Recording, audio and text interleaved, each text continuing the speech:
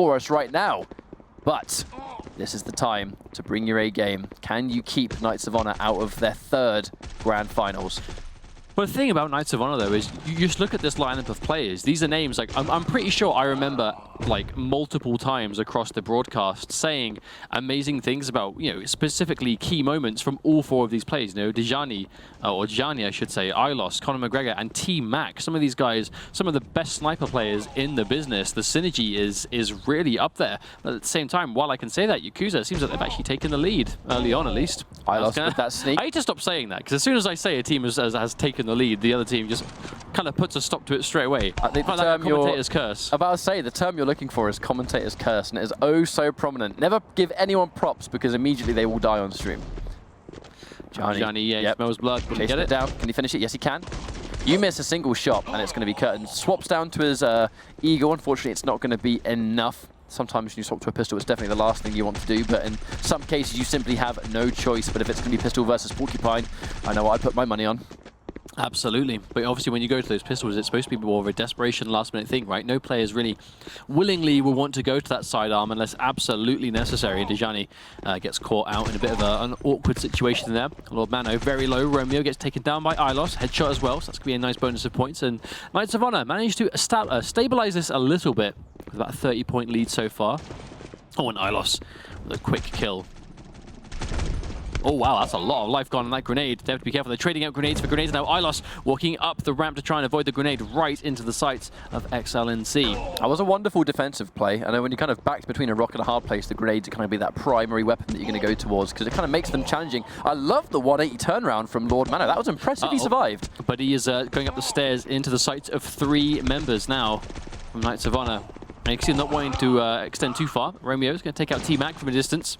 Well, if you know there's going to be a little bit of wind-up time, I think if you stay out of their line of sight for the time being, you kind of like force that wind-up time to reset. As a competitive player, you know, you're going to remember how long it takes to wind up a shot and stay out of the way for that time. Another grenade kill for Conor McGregor. I think it's actually really interesting to say that most of the kills that Knights of Honor have got so far have been more than kind of just standard kills. So every time they actually get points, they're getting an increased amount thanks to it being a grenade, a butcher, a headshot. They're really making the most of the bonus kills.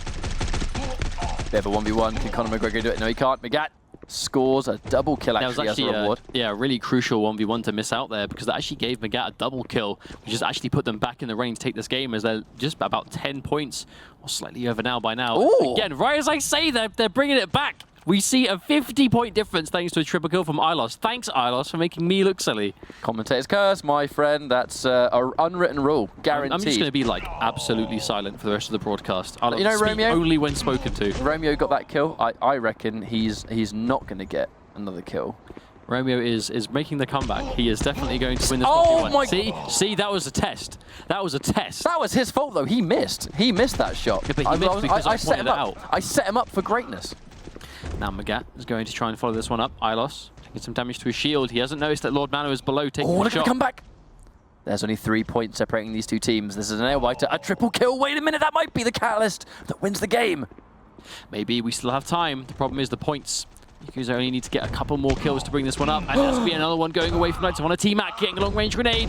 And he's running in point blank. T-Mac, he wants to take this one down. So close for both teams now. Oh, and there it is, YAKUZA, the killing spree. Of course, we speak over and over again about how important it is to make sure that you're getting killing sprees, kill streaks, multi-kills, and the bonus points from the killing spree are what ended up winning the team the game. And because he was playing so well, that ended up winning the game for them. They were down the majority of the map, but right at the end, one good life, one good sequence of kills is all he needed to bring it back. I feel it's unfortunate because T-Mac, you know, kind of made the all or nothing play right there, which was, if we have to get a few more kills, I'm in a position where I can probably go for it. If I get this 2v1 situation, I'm going to win the team the game.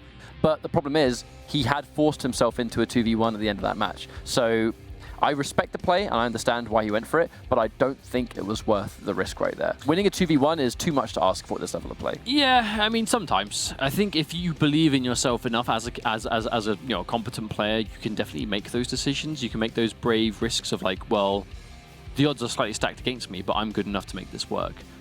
Sometimes it works out and sometimes it doesn't. But I think it really is, it's confidence like that that universally has got Knights of Honor to where they are in terms of competition, in terms of, you know, high seeds, successful teams, winning multiple tournaments. You just win some, you lose some, right? I think it's definitely it was clearly a mistake in the context of that situation, but at the same time, I'm not really surprised they went for that kind of thing, because University, they are good enough players to make those kind of decisions. Just didn't work out for them that time. Okay, so we're loading into our second map now. We should be having it ready in due time, but it's going to be the subway station. This will be an impressive result if Yakuza are able to take it 2-0 versus Knights of Honor, who are the number one team. Opposite of what I expected. If they're the number one team right now and they go out before Grand Finals, before we have our European Invitational, that might be somewhat of a message that the rest of the community is going to be sending to its top competition. We have another top-down view to show you guys of our subway station. And I really do like these graphics. I think it puts into perspective the maps that we're about to see. And it's more than just the observer. You know, you kind of spawn in two different locations. It's either going to be train or it's going to be the far back end side of the map.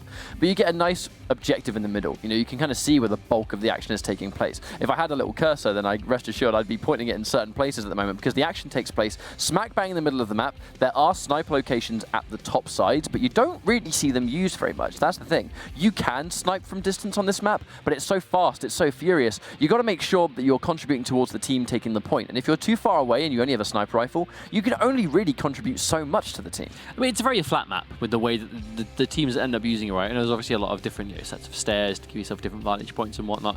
But the importance is the objective so much, to the point that teams really just favor just get bodies on the point and keep them there. You know, there's a lot of opportunities, sure, but fundamentally the importance of the objective outweighs everything else on the map. That you've got to be there, and that's what the teams tend to be adopting for the most part. But again, subway station, we could see a 2-0 now from Yakuza, unless Knights of Honor are able to bring it back and win the subway station right here.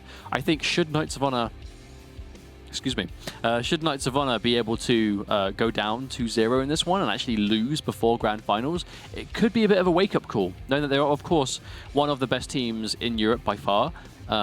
But maybe there is still elements to improve on. There are areas to work to get to a stronger point before they go into the Katowice finals, or maybe they'll make this this comeback and finishing this off at 2-1. I mean, the comeback's possible. You know, we can't count out a team that is definitely seen as number one out there right now through just points alone. So if they can make the comeback, it's going to be spectacular stuff. But what will be even more spectacular is if Yakuza can pull this off and make a 2-0 result going into our Grand Finals. So Subway Station, this could be the final lifeline for Knights of Honor in this current GO4. Well, it was a win for Yakuza, but it wasn't a dominant win. It was definitely super close. I actually like this opportunity from Knights of Honor. They went in straight away as a complete unit, as a lump of players, just to control the point, and they were able to win the fight, but they traded out. That's actually an amazing trade for Knights of Honor, because everyone was basically dead by that point. Everyone in the game had died and was respawning. So even though they ended up trading it out, they were controlling the point, now resulting in that 100-point lead, and Conor McGregor and Ilos managing to extend this again. This is complete destruction so far from Knights of Honor. I think they are not happy with how that last map went down.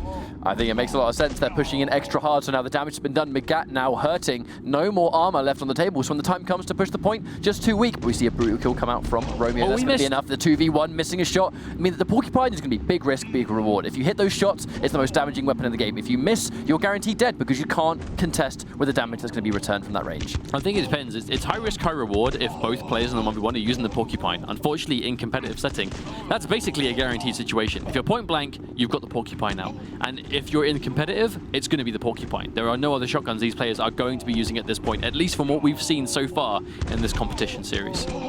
So we see a little bit of grenade spam coming through, maybe trying to sort of establish a little bit of distance. So Mano's forced temporarily away, but to be honest, they're only slightly behind. This comeback can definitely be possible. They just need to kind of hold the point, and they need to make sure they hold the aggression. We did see that in our previous semifinals just now, where back-to-back we're able to do the same kind of play. Can it be repeated by Yakuza? That's the question. Well, the thing is, we're seeing how quickly you can die in this game mode for sure, and you get 2 grenades per life, so the chances of you dying after using both of them is pretty high. So you may as well make sure that you've used both grenades before you end up eventually dying. However, Yakuza, they do control the point, but for how long is the question, as it looks like Knights of Honor are starting to control it back themselves.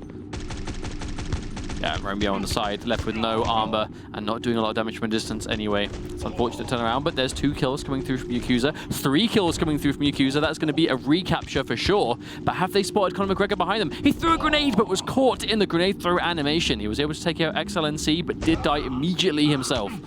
Em's grenades are going to trade back and forth. Johnny, can we see one? No, we can't. Way too much health left on the table. The turnaround, another double kill from Lord Mano. This might be interesting, you know, because if we see more of these doubles and triples, it's going to bring YAKUZA back into the fight. And they now hold the point. This could be a comeback, Mustard. I mean, that was T-Mac. He got the triple kill there. I thought for sure that was going to be Knights of Honor's way back into the lead, but YAKUZA, they're actually in the lead now. Just hang on, a double kill from Romeo again! This is like case in point. Exactly the same thing we saw happen on Europe Street. Oh my word, and another kill from Romeo. If we see a killing spree, that might be the one ticket to take these guys into grand finals. Oh, Johnny is on the point, but he is. Oh my word! That's a headshot too. Lord Mano getting the boost of points. Ilos is running on the point. He's very low. Both people on the point from Knights of Honor are so low now. And there we go. Just like that, YAKUZA, after being hugely down for the majority of that match, are able to bring it back in the last couple of minutes and result in 2-0ing Knights of Honor #1. I mean, you just have to ask yourself what happened, because they were in the lead for basically 95% of that match, and then you snap your fingers and they just steal it away. We just witnessed robbery right there. But that was well earned from YAKUZA. They were behind the entire time, but it kind of keeps going back to what we've been saying all day, where it's the addition of kills. It's not just getting kills, it's getting doubles, triples, killing sprees, headshots, grenade kills. If it's going to add towards the statistic, that is going to be the key to success. Because when we saw kills go through there, it wasn't the kill standalone. It was individual players standing out. Romeo really was one of the players that we can watch on that final map, because his doubles and his triples were really the thing that allowed the success to be possible. But that's the thing though, Knights of Honor, they were in the lead in both maps quite substantially, and it really was the last couple of minutes in both games that YAKUZA were able to really switch on.